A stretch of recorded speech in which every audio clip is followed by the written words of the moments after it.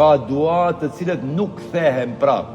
Çfarëdo duaje që të keni, çfarëdo lutje që të keni, çfarëdo halli që të keni, çfarëdo shqetësimi që të keni, çfarëdo brenge dhe pengese në jetën tuaj që të keni, ato shpreh një Allahu xhaleshanu me zemër të hapur edhe me zemër të çiltër, duke i shprehur çdo gjë që ke nevojë. Ashtu siç tham një natë për duan e Musait a.s.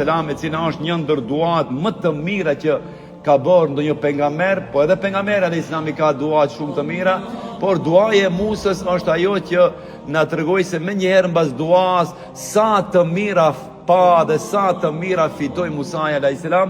vetëm me një dua kur tha Rabbi inni lima anzalta ilayya min khairin faqir, o Zot, unë kam nevojë për çfarëdo që të më japish ti.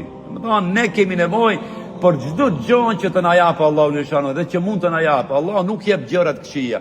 Prandaj Musa alayhis salam tha, unë jam fakir, unë jam i dobët dhe unë jam fukara dhe kam nevojë për çdo gjë që ti mund të më japish mua, o Zot. Ne këtë dua është mirë të praktikojmë në momentin e iftarit, edhe në momentin e syfirit, sepse edhe në syfir duat tona nuk kthehen prap inshallah ke Allahu xhaleshanu. Me njerë mas duas Allahu i gjet punë, me njerë mas duas Allahu e martoi, do me thonë gjet edhe grua, u martua me vajzën e pejgamberit Shuaib a.s.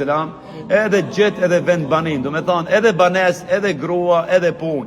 Me një dua i bëri dhe Allahu ja plotësoi të gjitha nevojat e jetës, duke i thënë vetë Allahu, unë kam nevojë për çfarëdo që të më japish. Edhe Allahu xhaleshanu e pa që ki ka nevojë të martohet, ki ka nevojë për punë, edhe ki ka nevojë për vendbanim, se ishte refugjat, kishte ikur prej Egjiptit, ishte ardhur në Medjen te populli i Shuaibit alayhis salam. Shkoni mrekullie duas. Kjo është rasti një ndër rastet më interesante se sa shpejt Allahu ja ka pranuar dikujt duan.